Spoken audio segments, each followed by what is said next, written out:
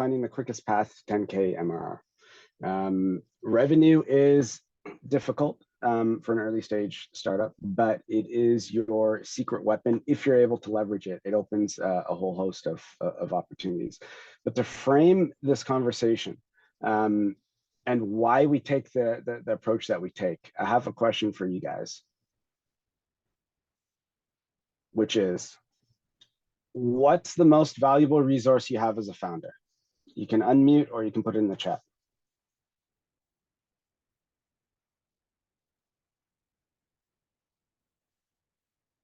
All right, Puyan says time.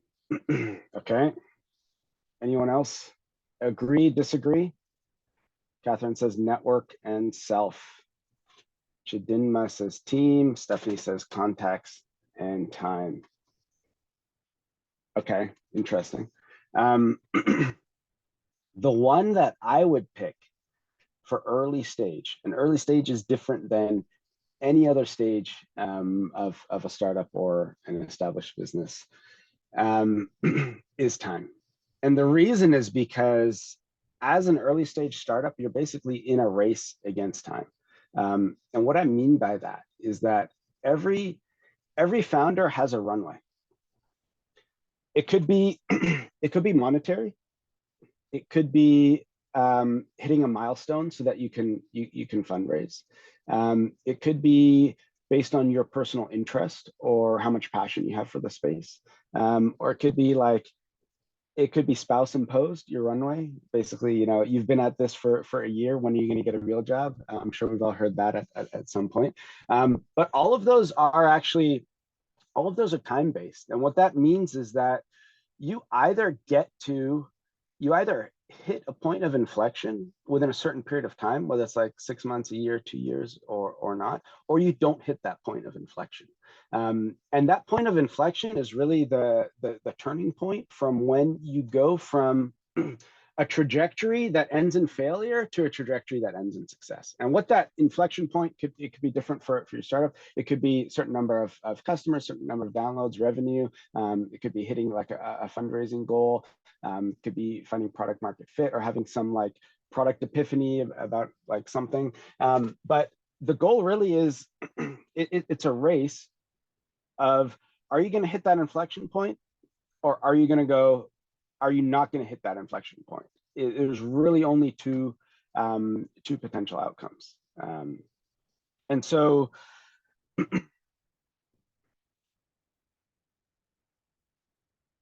how we measure time is really the opportunity cost. I want to ask you guys, so if this trajectory, these three trajectories, let's say this is 6 months, these three trajectories ended in failure. This trajectory ended in success, or a path to success. They all of these took 6 months. What's the difference between the green one and the red ones?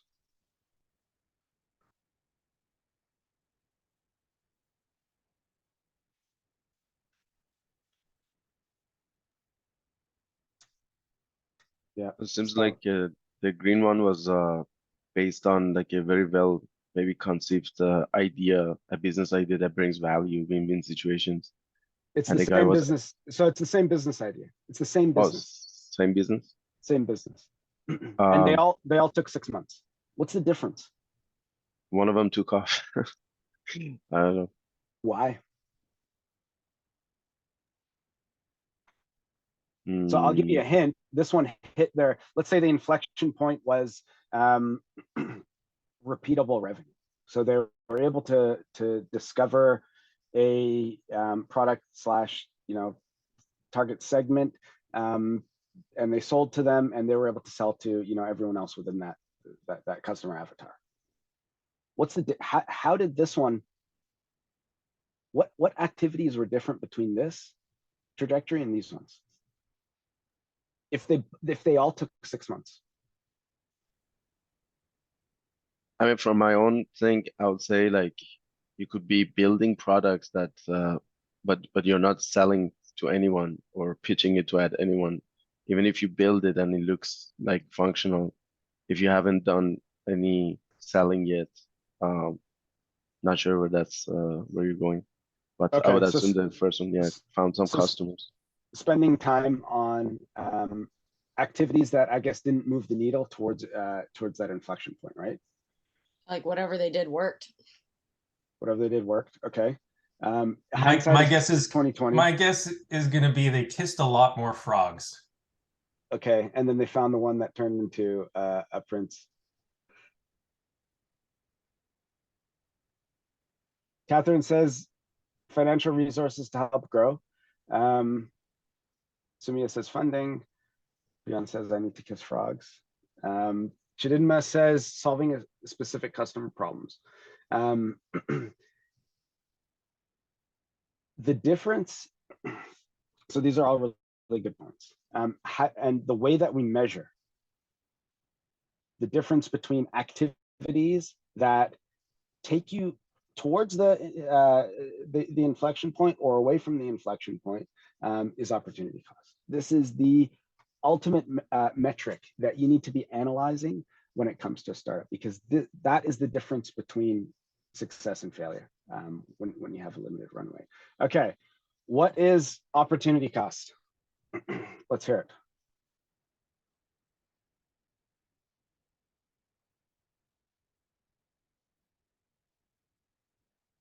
Anyone, give me the definition.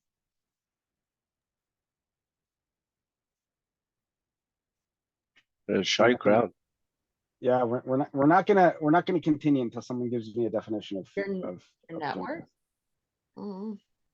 No, opportunity cost is basically if you between two opportunities, which one to take that gives you the most profit. So if you lose that opportunity, would you be losing more had you taken some other opportunity?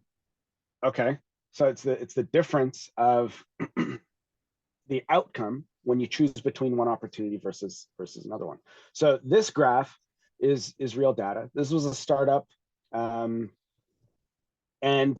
they were selling to a whole bunch of different niches. They were selling to like 10 different niches. And what we did was we structured a specific outreach. We broke down all their customers, and we structured it so they would spend a month selling to niche one, a month selling to niche two, and then so on until they I think we stopped at like 5 or 6. But this was the outcome. This was the outcome. So they were spending the same amount of time in niche one as they were in niche two. Here they were doing over 8,000. Here they were just doing over 2,500. The opportunity cost is now you might look at niche two. If you only looked at niche two and you're like, okay, I spent a month and I got like $2,500 in revenue. That sounds, I mean, it doesn't sound bad. I mean, that's money is money. But when that might actually be taking you here.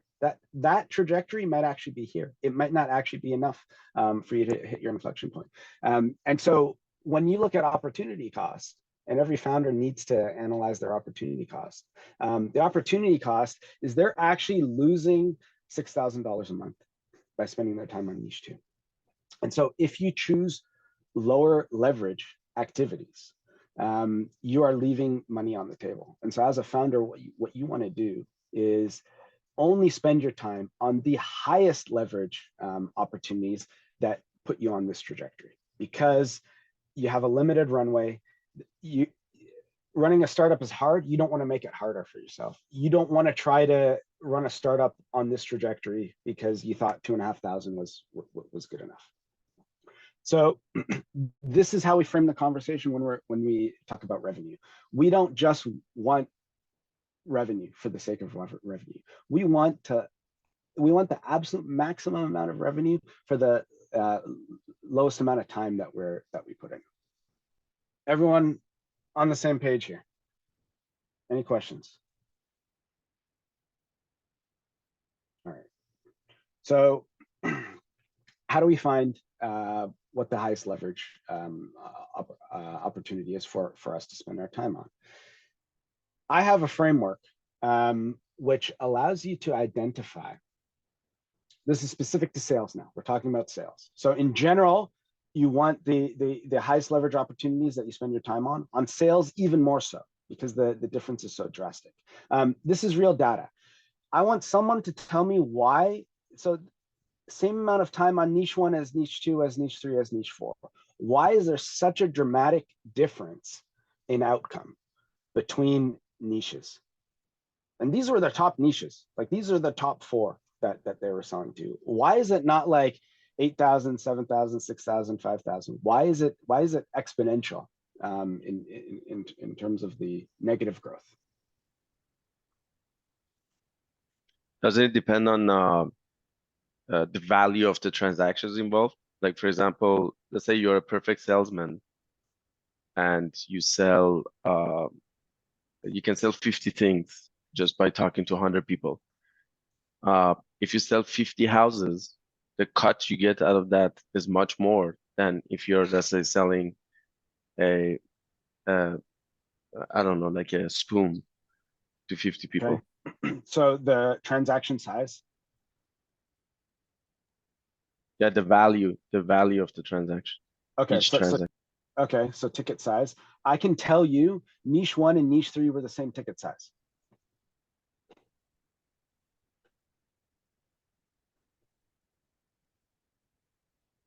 Then it's probably the number of people. Sorry, go ahead.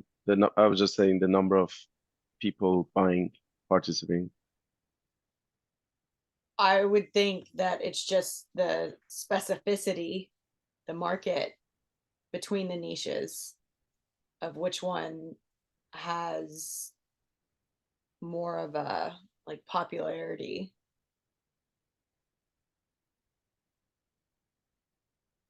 Okay. Why is there such a dramatic difference though? If One that might was be- the only factor, it should not be this big of a difference. The demographic and who would use the product, whatever the product is in this case, and who it speaks to most. So if you're spending a lot of time on one demographic as opposed to another, but it's the one demographic that's really interested in it, then you can spin your wheels all you want on the other demographics, but the outcome could end up being the same. Okay, so the niche 1 might really already want your product before you've even pitched it to them, in which case There's a need. much higher. They need your product before you've even pitched it to them, in which case you'll have a much higher conversion rate. Is that what you're saying, Catherine? Yes. Okay, that makes sense. Chidinma says compounding results when you're all focused on one niche. I like that answer. When you are focused on one, you're able to close a feedback loop quicker, meaning that you get feedback on the product, you iterate on the product, you generate revenue, you learn the sales cycle. You're basically able to quicker capitalize on an opportunity. And so small changes in pain point, budget, ease of contacting customers, your ability to sell or to market, small changes, they compound across that entire niche, which makes a very dramatic difference in the outcome. And I'll show you what it looks like. This is the Venn diagram. It's just a Venn diagram. It's not anything like super fancy, but this is the Venn diagram I use to determine your ideal customer profile. And the reason it's so powerful is that you evaluate for these are the 3 criteria. For each criteria, you're going to rate it on from low to high. And every time you go, let's say it's a scale of 1 to 10, every time you go from like a 7 to an 8, I'll give you an example. Let's talk about pain point. So the first one is excruciating pain point. If that pain point goes from a 7 to an 8, all of a sudden you have, so that's like, let's say it's like a 10% increase. You've now unlocked 10% higher open rate, 10% higher response rate, 10% higher like call rate, 10% higher close rate, 10% higher budget that they'll allot to it.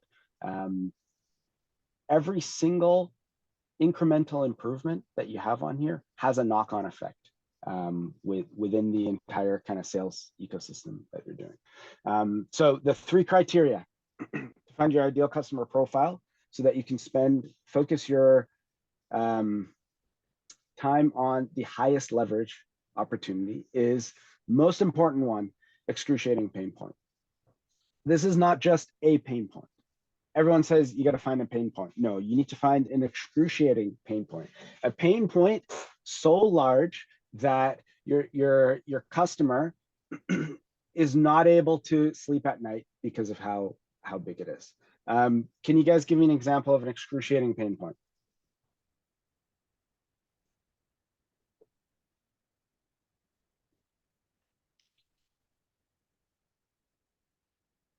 I'm sure you guys have. Excruciating. Clothing that fits properly. Sorry, say that again. Women's clothing, especially in the plus size sector, that fits properly. Okay. I don't have personal experience, but I could see how that's an excruciating pain point. If you can't find clothes that don't fit, what do you wear? Okay, that's a good example. Let's get one more.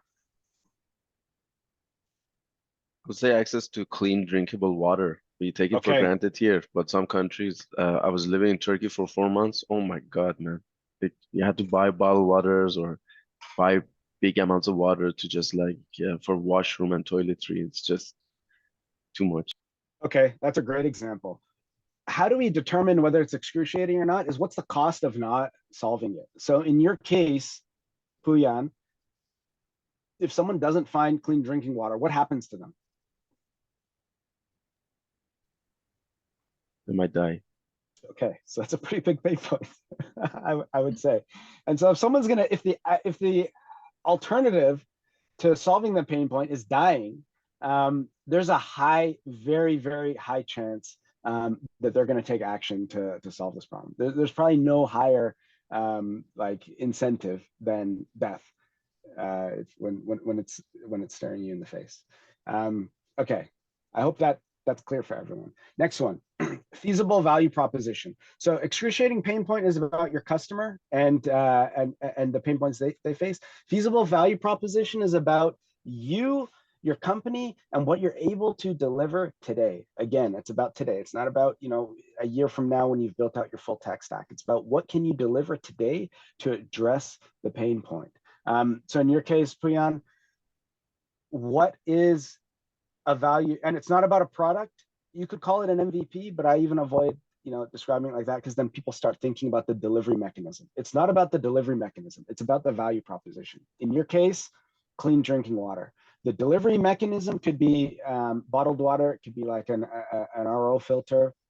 It could be like dropping off those water jugs. Doesn't matter what it is. What matters is that are you addressing the pain point? It doesn't need to be some fancy solution, doesn't need to be scalable, doesn't need any tech. You can manually throw it together. The whole point is, can you address the pain point today? Is that clear? Mm-hmm. Okay, third factor, expected MRR today. Again, so monthly recurring revenue. We don't want long sales cycles with some promise of future revenue because you have a limited runway. We need to optimize for how much revenue are you going to generate if you close a client today.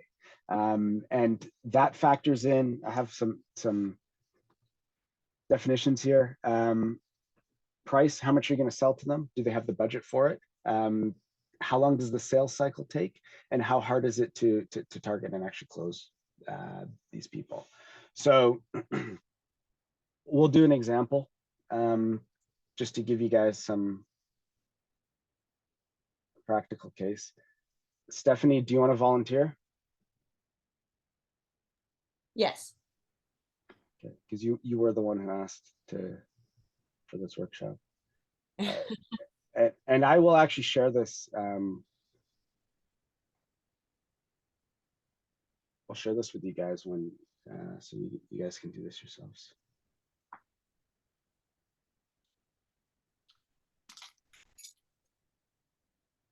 Just for people who are not familiar with Sheets, when I send it to you, you go to File, Make a Copy, entire presentation. You have no idea how many People tell me they can't edit it. Steph's best, right? Yes.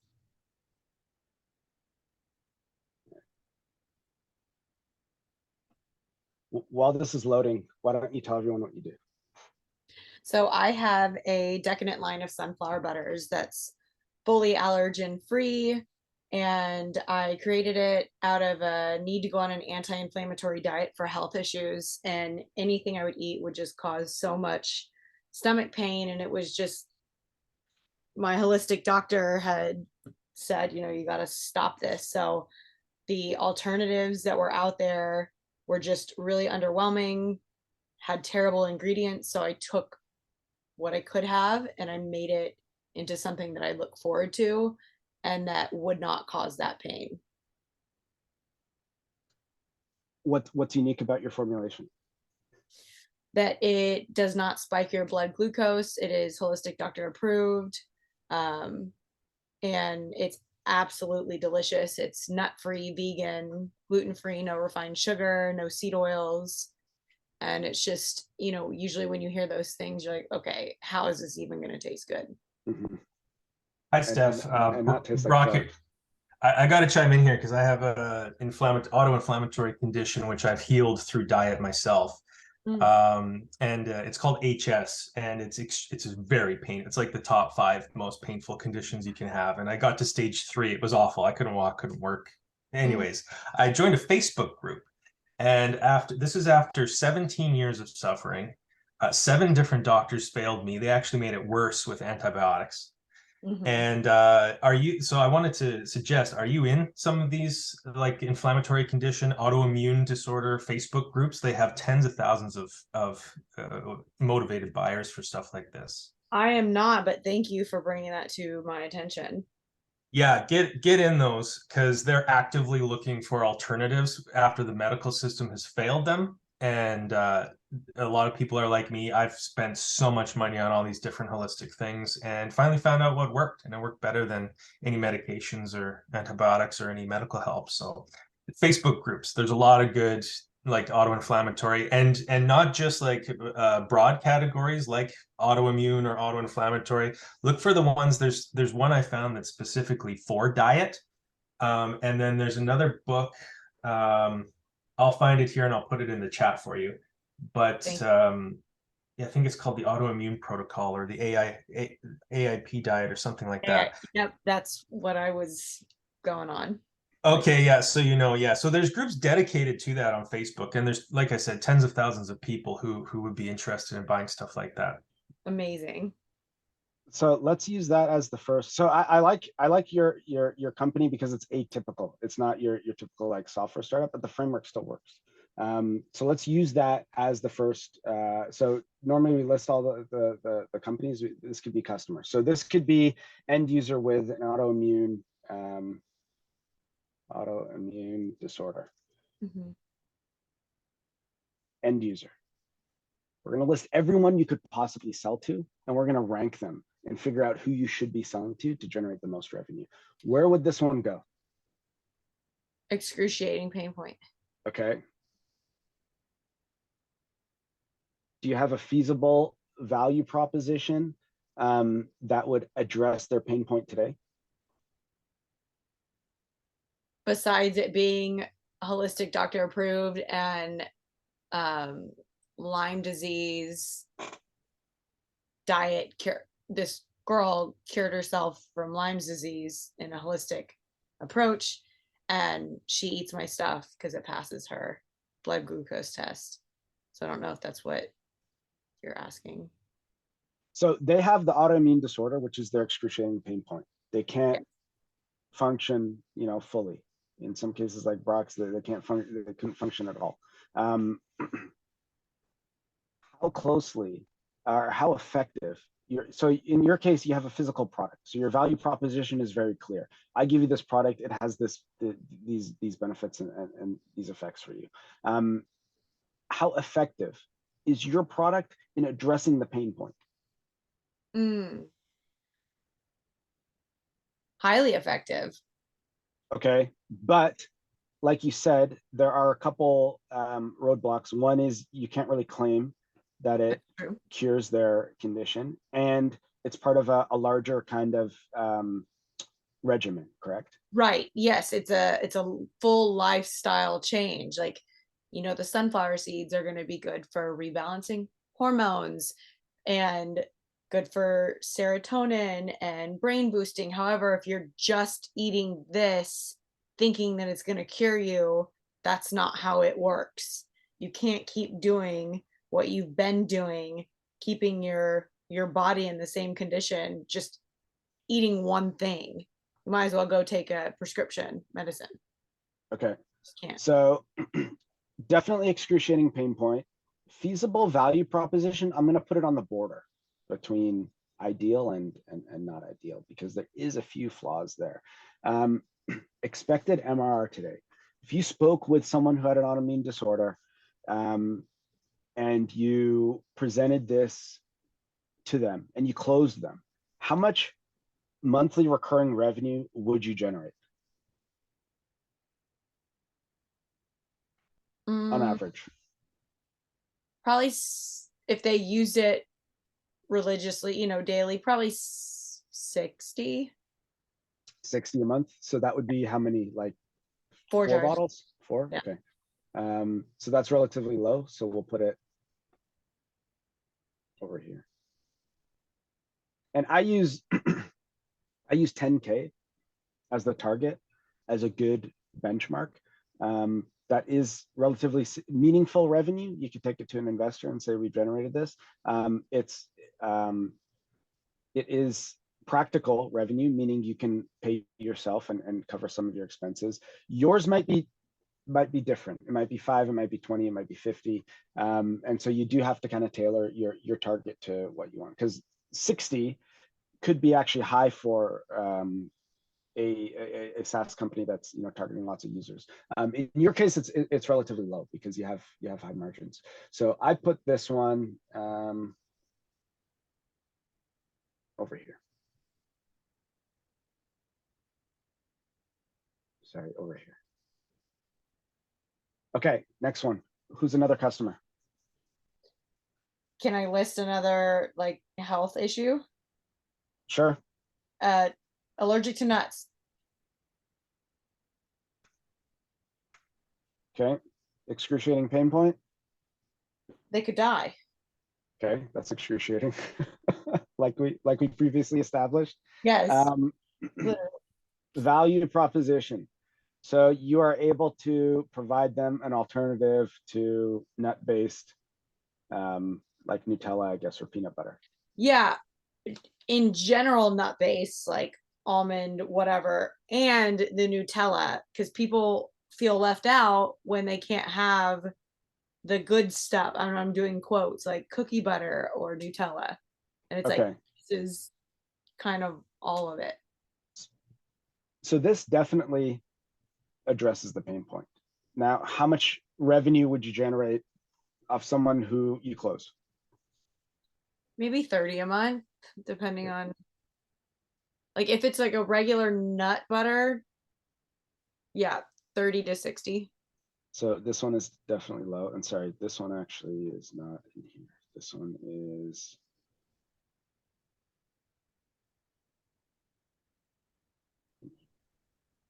So then what does low leverage mean?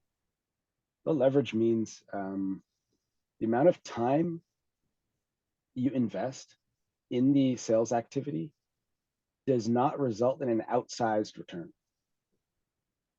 Got it. So niche 3 and niche 4 are very low leverage. So you're spending a month selling to them and you're not generating really any results. Got it. Okay, next one. Let's go with someone else who's not an end consumer.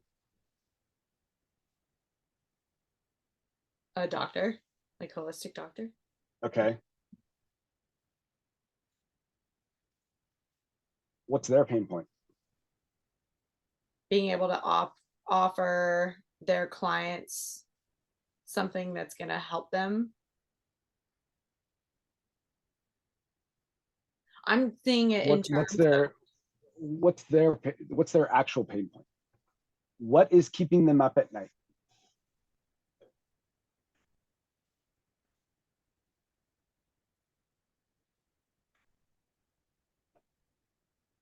Is Mm, it patient compliance with the protocols that they give them when they have a chronic condition?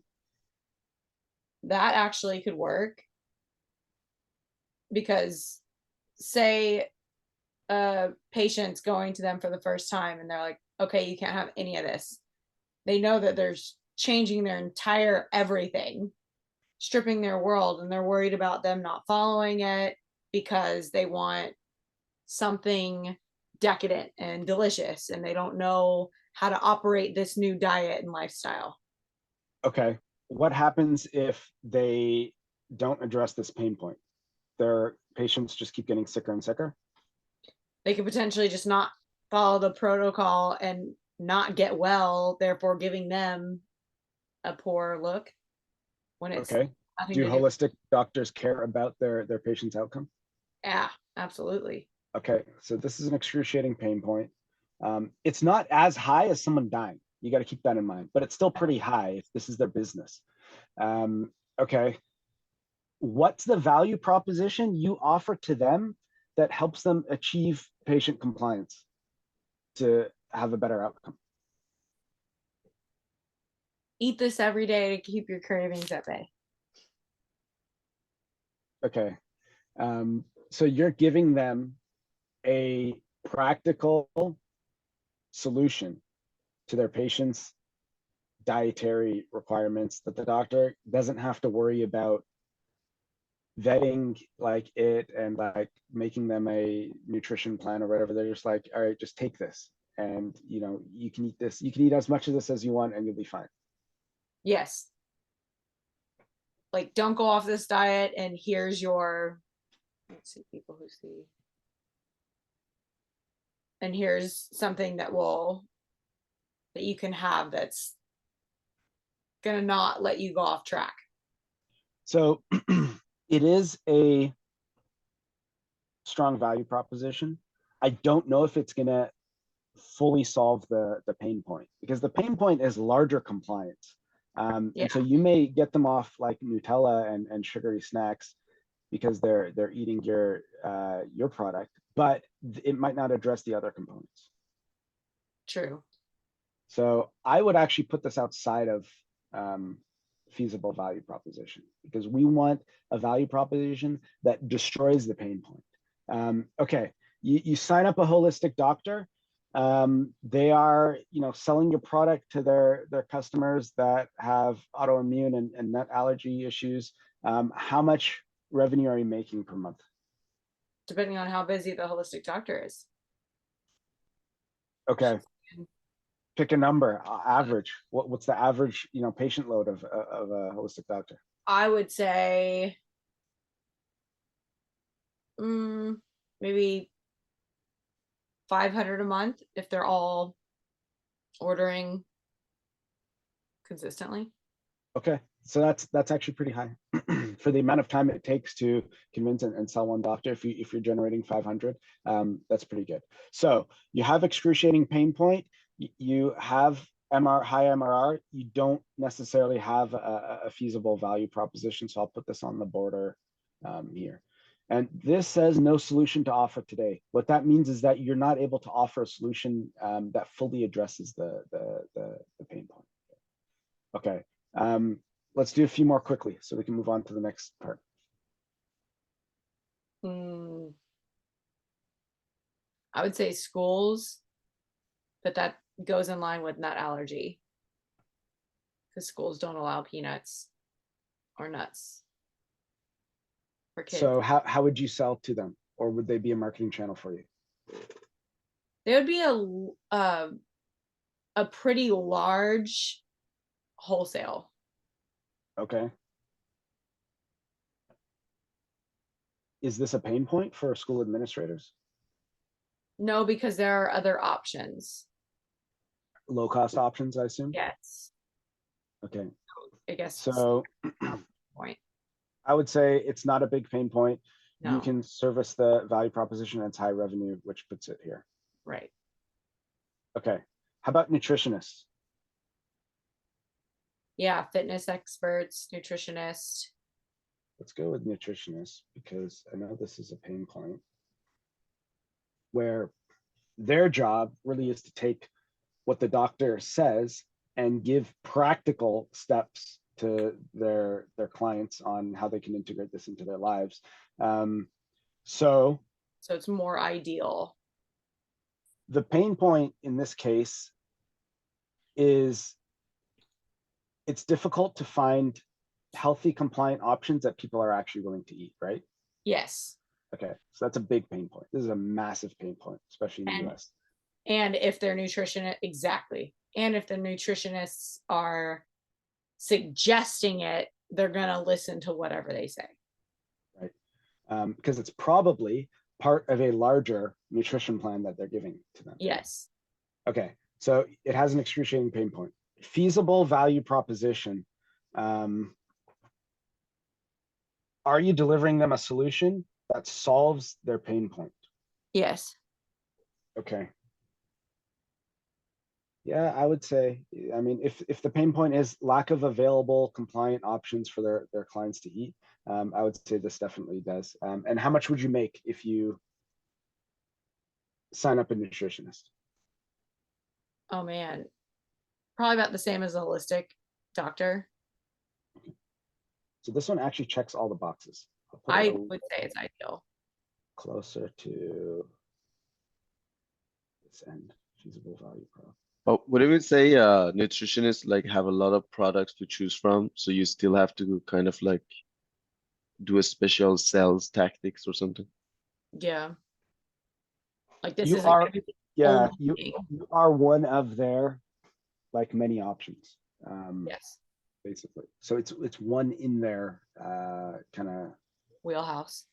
yeah. So that's why I put it kind of on the inside of feasible value prop, but close to, the other side.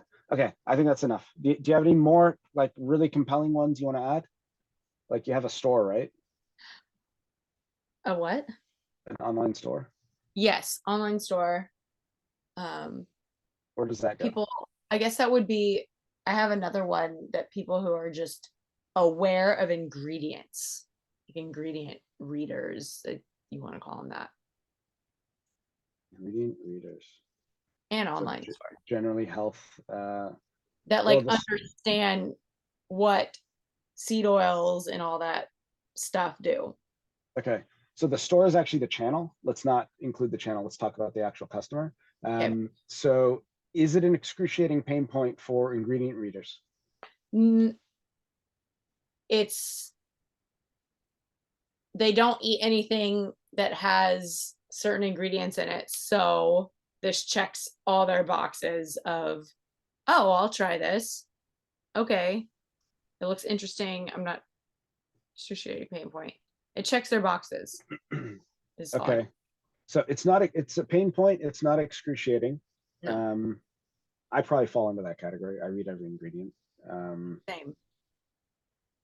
You are able to definitely deliver on the value proposition. And what's the MRR for an ingredient reader? Let's just say 30. Okay, so that also goes this year. It's not in any of the other ones. Okay, that's enough. So once you've done this, what you want to do is segment like companies together. In this case, and you want to really look at the ones closest to ideal. In this case, nutritionists,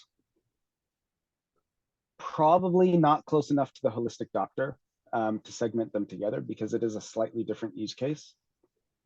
So I would do this just with nutritionists here. And you're going to prioritize these. Mm-hmm. And then the third one is probably schools.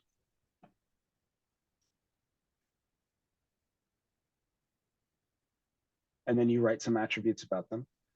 So this is patient compliance. And what are some of the requirements?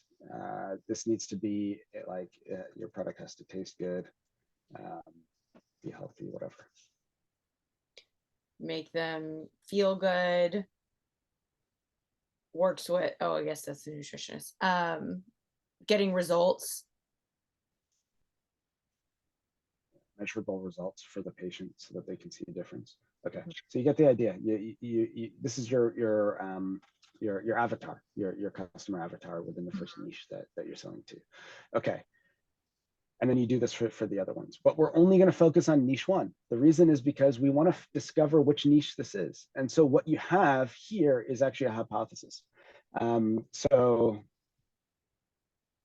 nutritionists will buy sunflower butter. Is that what it's called? Yes. Because it solves their patient, because it compliance issue, whatever it is. You now have a hypothesis. It's informed by your experience talking to customers and to end users, but it needs to be tested now, because you don't want to spend a whole bunch of time on it just to figure out its niche, like niche 4 or niche 5. So how do you guys think the quickest way to test this hypothesis is?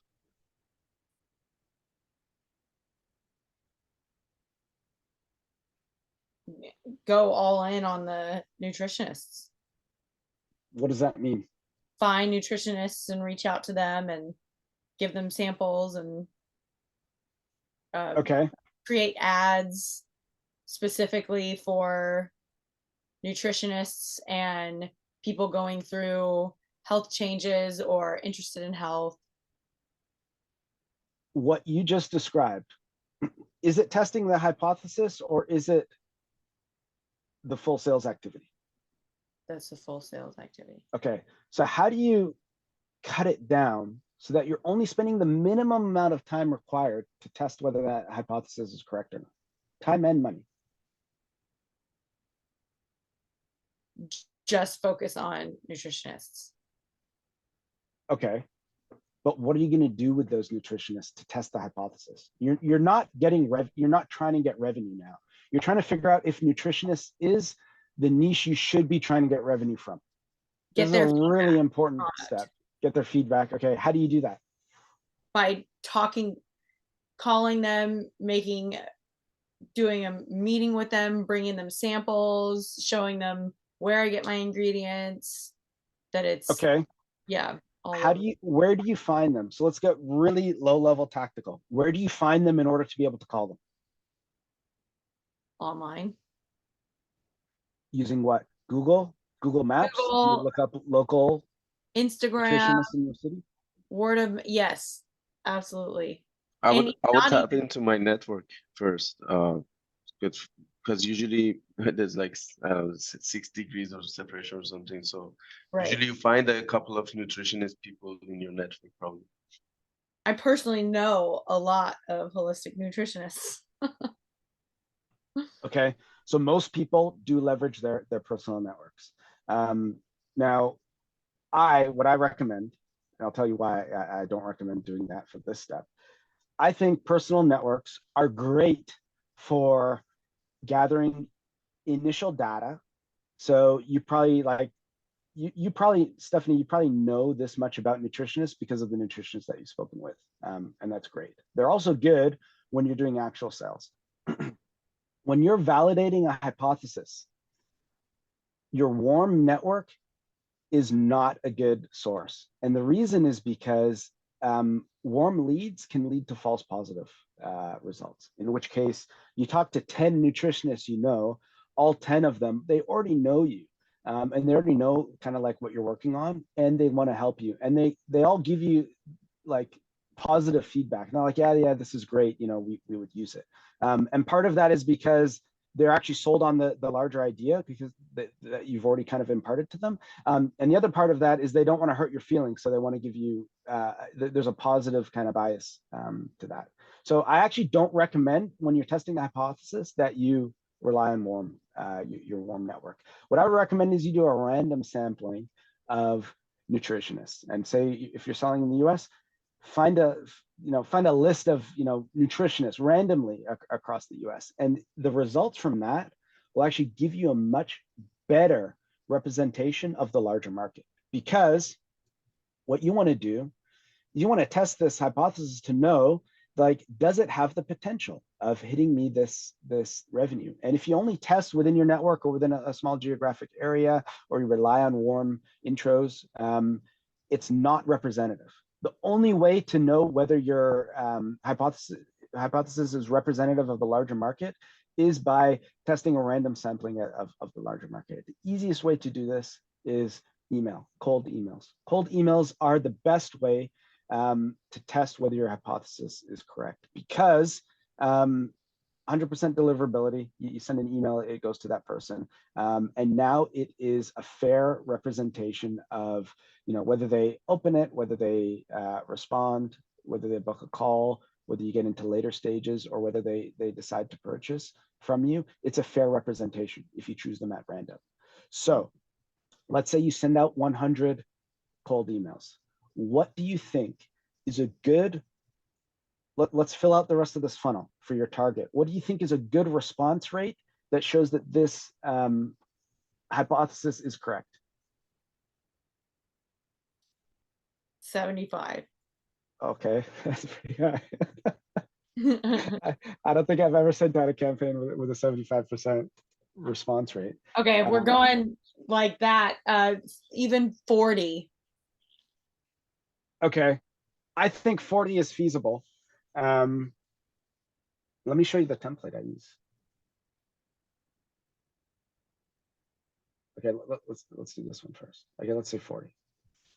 40 is high by industry standards, but it's actually low by ideal customer profile standards. Because if your messaging is really on point, and you understand the pain point, and you nail it, and you can communicate your value proposition, you could probably get, I don't know about 75, but you can definitely go higher. Mario says 10, Chidinma says 10, Brock says 5 to 7. Oh man, I'm going with 40. I think 40, just based on like the reach outs I've done on Instagram, it's been more. Okay, we'll put 40. How many of those 40, so those are just people that responded. How many of those 40 do you think are gonna book a call with you? Maybe 10. Okay, if it's 10, what did the other 30 people respond for? They want to hear more about it via email. Okay, all right, let's say 10. How many do you book a follow-up call or send a proposal to, or a PO or an invoice or whatever? Maybe I'm getting the proposal and call mixed up. Proposal is like, let's say follow-up. Okay. I would say 8. Okay, that's a pretty high conversion rate.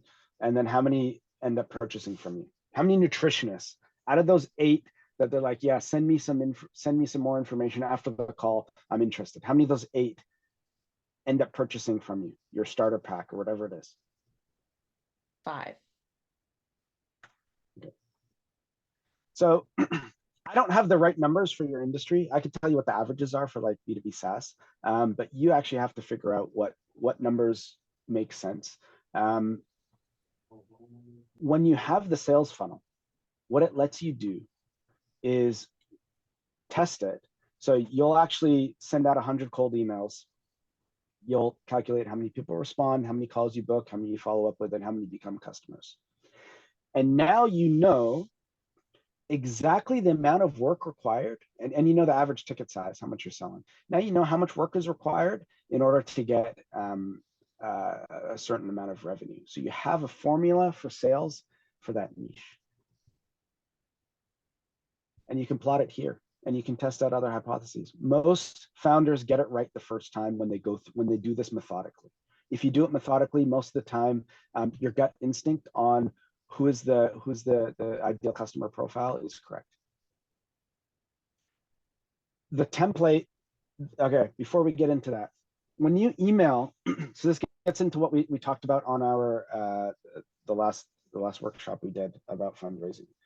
When you email someone cold email has a terrible response rate. Everybody's getting spammed with cold emails. How do you stand out as an early stage founder? Remember, you have very little traction, very little revenue, little to no case studies. Nobody's heard about you, and you're trying to break into someone's inbox. How do you stand out? I tell my story. Okay, so you talk about your personal journey that involved using the product to solve your problem. Yes, and the quality behind it, like, and all the points of olive oil from Italy, low glucose sweetener, just all of, you know, high antioxidant nibs, just highlighting every single thing, so they're not just seeing, oh, clean ingredients. Like, it's reminding them, oh, all these benefits to each ingredient, just like being very thorough. Okay, so your So story establishes kind of the credibility piece as to why I should be listening to this person in the first place, because she actually used this product herself to cure her issue. And then you hit them over the head with, here's the value proposition, here's why the product works, here's like the details. Is that correct? yes, and then even share the couple of, you know, blood tests and the testimonials, what have you. The core of what you just described is you highlight you as a founder. Because if it was anybody else sending this email, if you hired a salesperson or you outsourced this or whatever, they would not be able to convey the same level of credibility that you would. Because remember, you have very little collateral. You have no reputation. You got nothing that you can point to as success except yourself. So you have to leverage yourself. So this template, this is the one I stole this from someone. I've used it. It performs excellently. This is the one I use. And so what it is, you know, you start with a hook, open, the second thing is a call to action, and then you establish your credibility as a founder.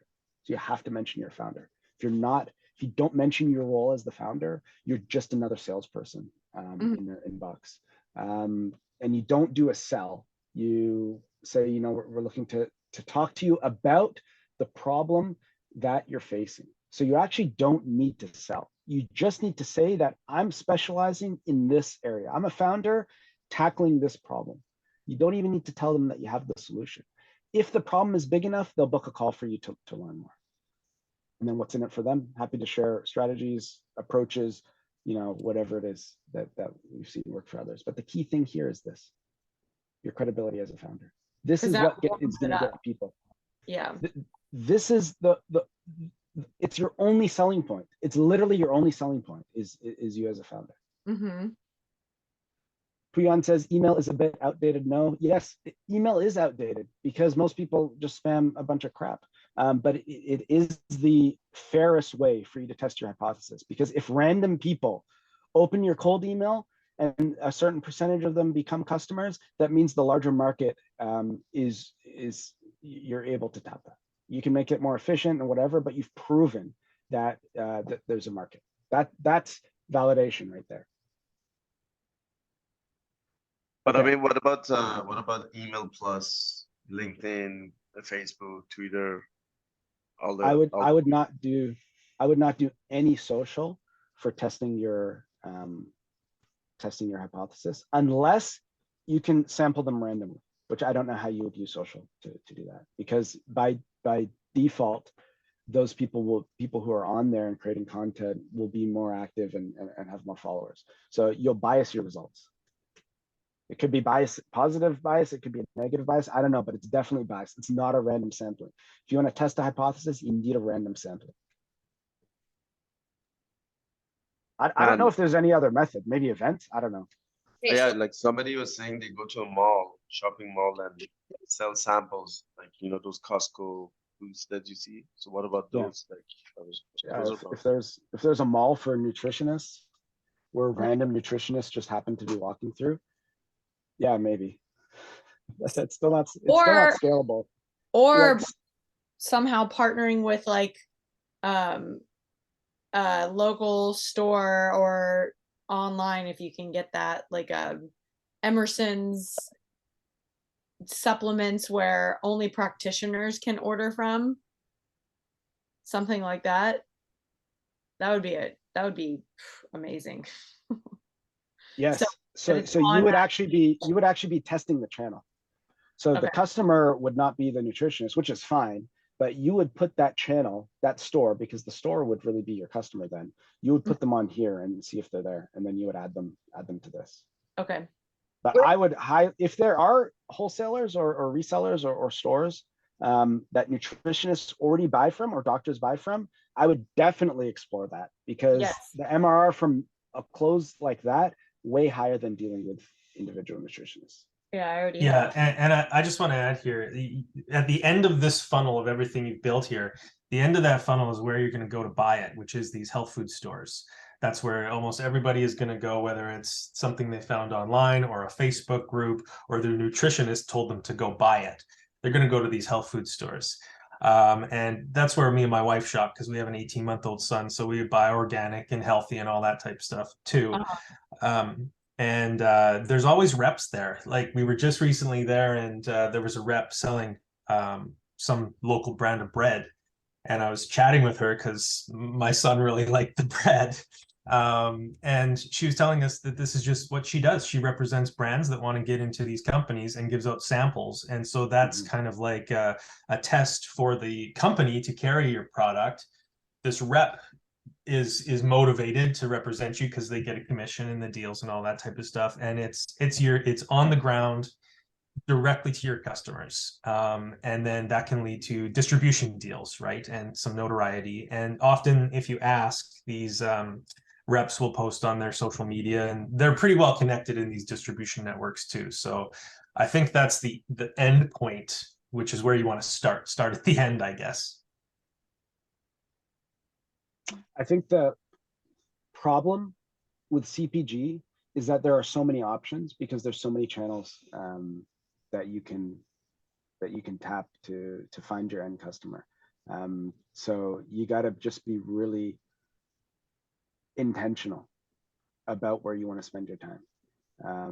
And the other issue you told me, Stephanie, is that it's easy for you to sell in person. It's obviously easy for you to sell in person because you're able to talk to them face to face. You can explain your entire story. Your challenge is that's a low leverage activity. That is Absolutely. not something that you can scale. You need to find who the target customer is and the messaging that's actually going to be able to convert them on your behalf, so that you don't have to do it yourself. That's really what the exercise is for. This hypothesis is for a scalable niche that will let you get to 10K and beyond in MRR. I have a quick question. Sure. When you're cold emailing, that's very highly regulated.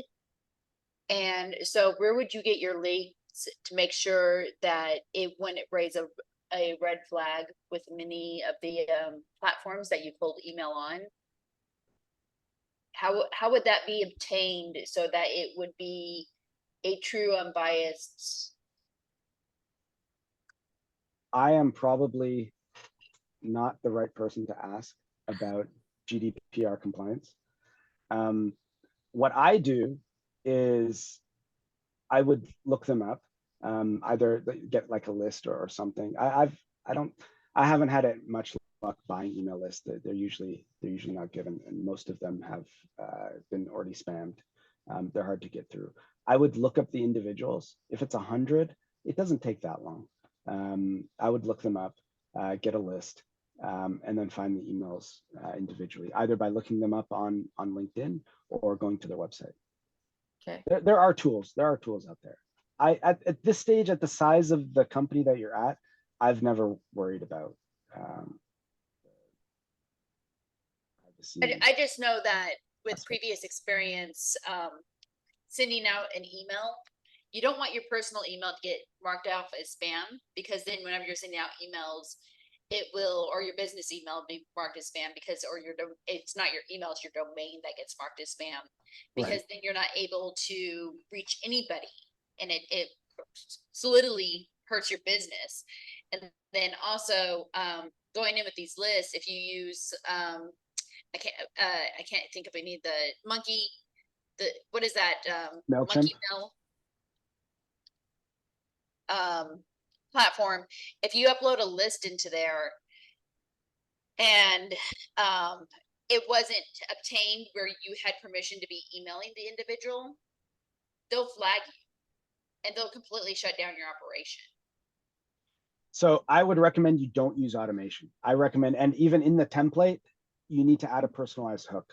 So you're not going to send these all out in one day. I would do maybe like 5 or 10 a day and do that every day until you hit the number. And the whole point of all this is that if you've done your homework correctly, you won't get flagged as spam, because you're actually, your messaging aligns with the person. If it aligns with them, they don't care how you got their email. If it doesn't align, then yeah, maybe they're going to be mad that you emailed them.